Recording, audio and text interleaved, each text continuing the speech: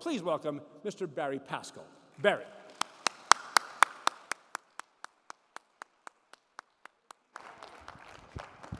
Thank you so much, Jim.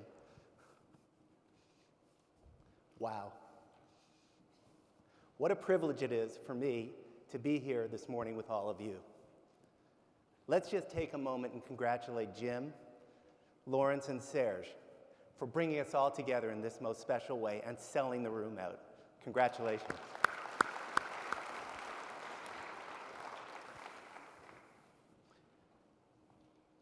When I first came into the business, my father, Bill Bell, said to me that if you bring all the right people to the table and you're ready to listen, they'll teach you everything that you need to know.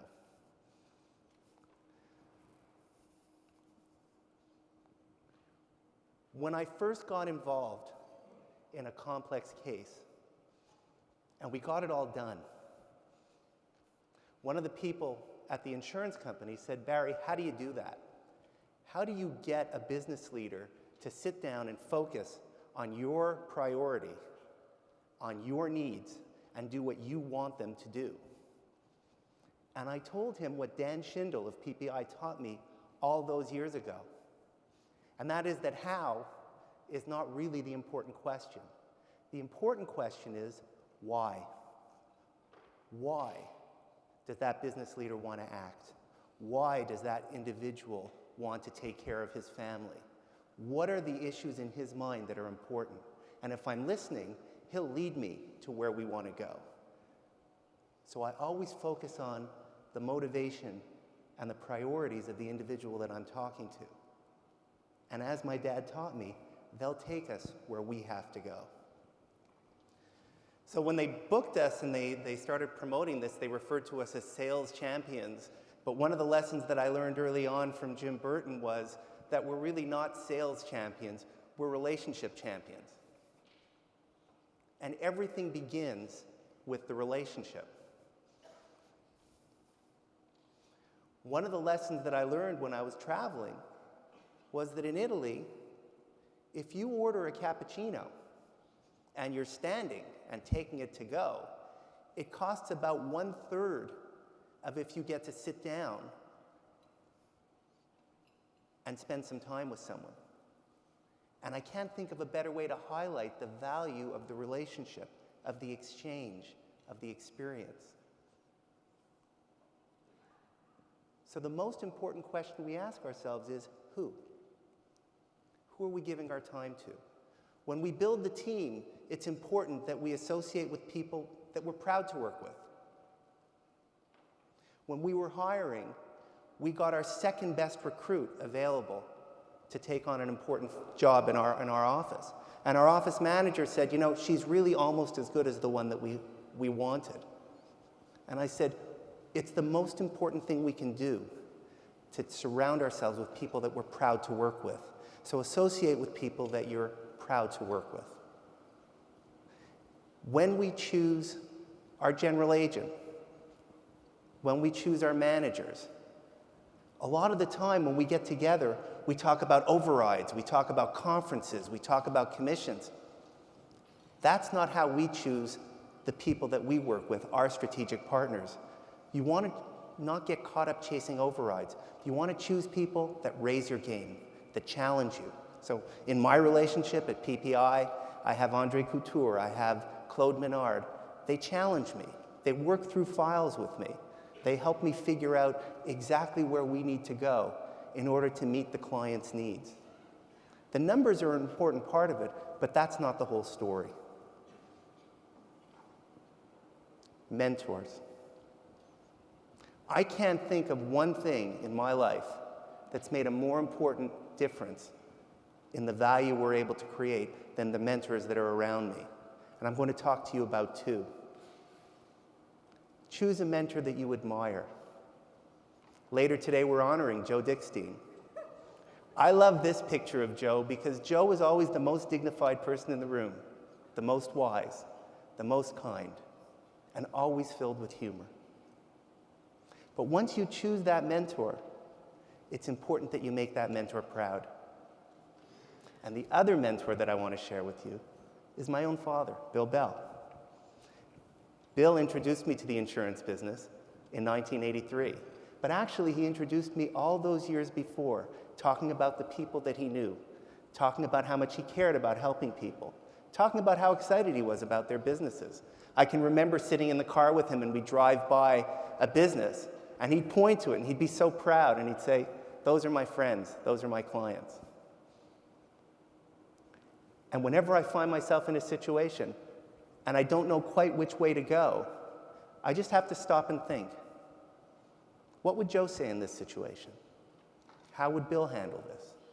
And I take those mentors with me everywhere I go, in business, in my private life, with my family, in my community. It's an honor to have a mentor and to have two mentors like that. Join a study group. About 10 years ago, I was fortunate enough to come together with what were then 3 business associates: Peter Crean, Don Smith, and Paul Tompkins, who's sitting right here. And what we learned after we got together a few times was those were not just business associates, those became family. In this picture, we're at Kalu about 5 years ago, and we're here with all our dads. And we learned over the years that we were all second generation. And what a special day that was for us to all come together. And I think Paul and Peter were both on the podium at Kalu. And we shared an amazing few days in Ottawa together, sharing stories about the industry and about our families. The importance of being in a study group is that you're at close quarters with people that you can really share confidences with. And when we run into situations, we'll call each other, we'll run through it together, and we'll figure it out. Family first. If there's one phone call that always gets through at my office, it's a call from a member of my family, one of my kids.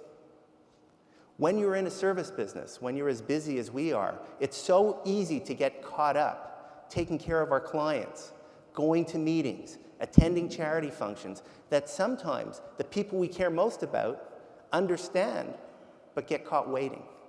And so one of the lessons I learned early on was I'll put them first. And so once I have that priority set, what I learned was that my clients love that, and they're very comfortable with that. And I'll often say to them, by the way, I don't take phone calls during the meeting except if one of my kids call. And that works for me because it gives me a sense of calm and a sense of peace and a sense of pride. Build your balance sheet.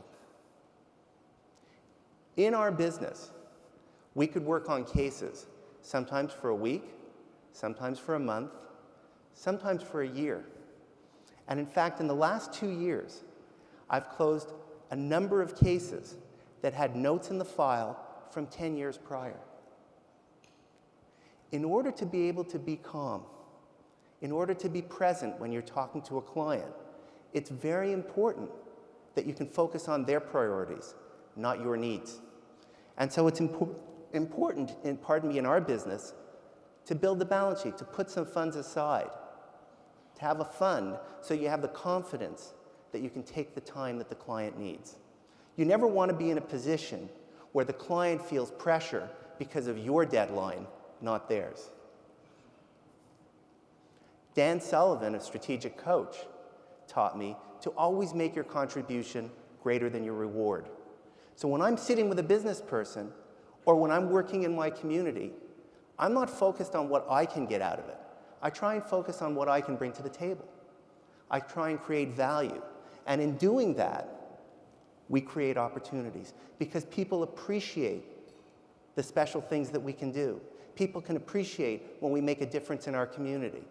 People will appreciate if you help their daughter get a job or introduce their son to somebody they want to meet who will influence them in their careers.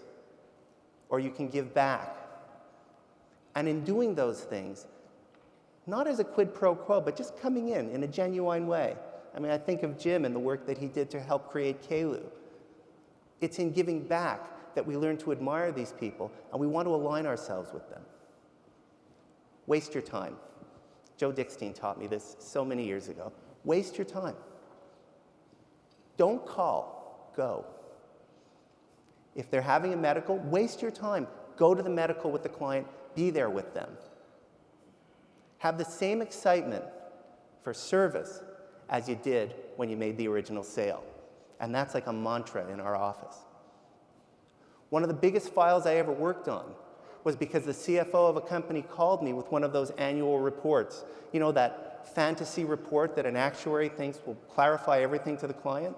And he called me up and he was very confused. And I remember saying to him, you know, Bob, we haven't gotten together in a while. Why don't I come over and we'll go through this together? And I'll never forget, we spent about half an hour on that. And then at the end, he looked up at me and we were talking about the business. And he said, Barry, I think we have a funding problem. And that created a huge opportunity in our business and a huge opportunity for that client to solve a problem that he had been worried about for years. Now, when I came into the business, I actually thought that these presentations explain things to people. So I actually thought that if I went to a meeting and I put these things in front of a client, they would understand what I meant, and it would help clarify the situation. And what Joe Dickstein taught me was, well, you know, Barry, those are very good for you, and maybe for some of the advisors, but think of that as the phone book. You do the phone book in advance before you go to the meeting, and you keep that phone book and you have it ready. And maybe when you're meeting with the lawyer or the accountant before the meeting, you make sure to go through the parts of that phone book that are relevant to them. But then put the phone book away and have the nerve to look up at the client and look them right in the eye and listen, because that's where the situation develops. When I think of those illustrations, I think of a restaurant. You notice a lot of what I talk about has to do with food. I can't help myself. But when you walk into a great restaurant, the first thing they do is not hand you the check. And that's what those illustrations are like. The first thing they do is welcome you. They welcome you to an incredible experience. And they make sure that you're comfortable so that you can have a conversation and a beautiful evening or a great lunch. And they set the table. And I think that's the most important job we have, setting the table for a great conversation.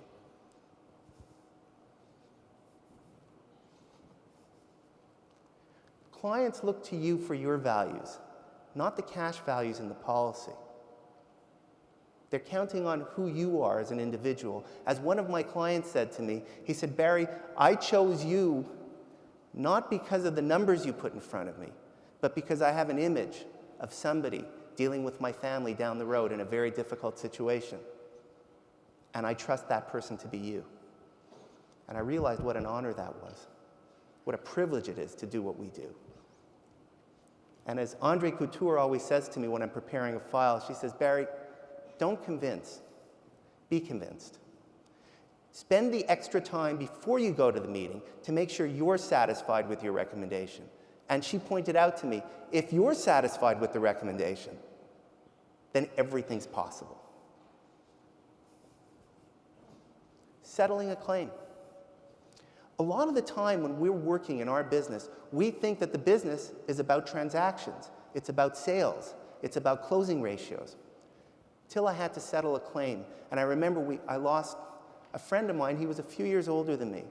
And his father is like a titan in our community. And I'll never forget when I went to visit that family after he passed away. And that father, surrounded with all the other titans, looked up at me with the eyes of a child. And he looked into my eyes and he asked me, will they be okay? And at that moment, it all rushed into me. And I realized why it was that I was there. And how important it was for me to be able to say to him, it'll be fine. It's all been taken care of. At the very first KLU, Jim Burton got a friend of his named Dave Downey to come and speak to us. Dave Downey is a giant in the industry. He's actually a giant. He's a former basketball player, but a giant in the industry who stayed small. He had one of the original boutique operations. And Dave Downey came and said to us that I deal today with companies and products that didn't exist 20 years ago. And 20 years ago, I dealt with companies and products that don't exist today. The only constant is me. You're the connection between the client and everything that has to happen. Companies change, products change, tax rules change. You're the gold standard. I like to try and de-sophisticate the conversation. People are very busy with rates of return and fancy spreadsheets. In the end, I try and take it from the financial back to the human and find a middle ground. And one of the things that I've learned is that when families go through a crisis, once they go through a loss, they're afraid to take action. Our role is to give them a plan so that when something goes wrong, they know exactly what has to happen. They know what happens in the business, they know what happens in the family. Jim Burton always says, don't ask for referrals, be referable. What does a client look like?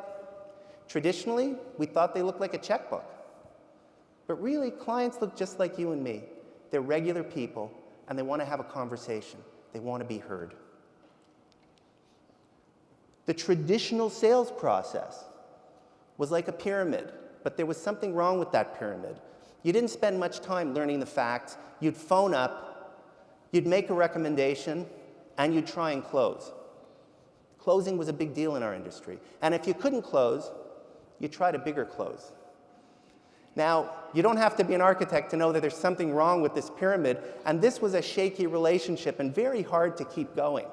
So what I learned early on is we want to turn this relationship upside down, spend a lot more time learning the facts, developing the situation, meet with the advisors, and develop a joint recommendation so that by the time we're with the client, they know that everybody is on the same page. Listen to the client actively and work by consensus. So by the time you get to the close becomes very small.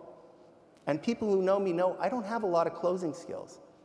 I love when people come together by consensus, working together. And then, if you do that, the close really becomes a thank you. And there's nothing better than at the end of a case that took a month, a year, 2 years, that the client looks up to you and says, thank you so much. Now, I want to share with you, as a closing thought, that which we heard from the Prime Minister when he visited us at Caleb. When the Prime Minister came to us, he looked across the room and he said, I want to thank you. I want to thank you for the contributions you've made to this economy. I want to thank you for all the businesses and all the families that you've helped. And I want to thank you for all that you've done for this community and for your communities all across the country. And I can't think of a better place to come together with a more special group of individuals to share this thought, that it's such a wonderful privilege to touch the lives of so many. And I want to thank you for giving me this opportunity to be with all of you this morning. Thank you.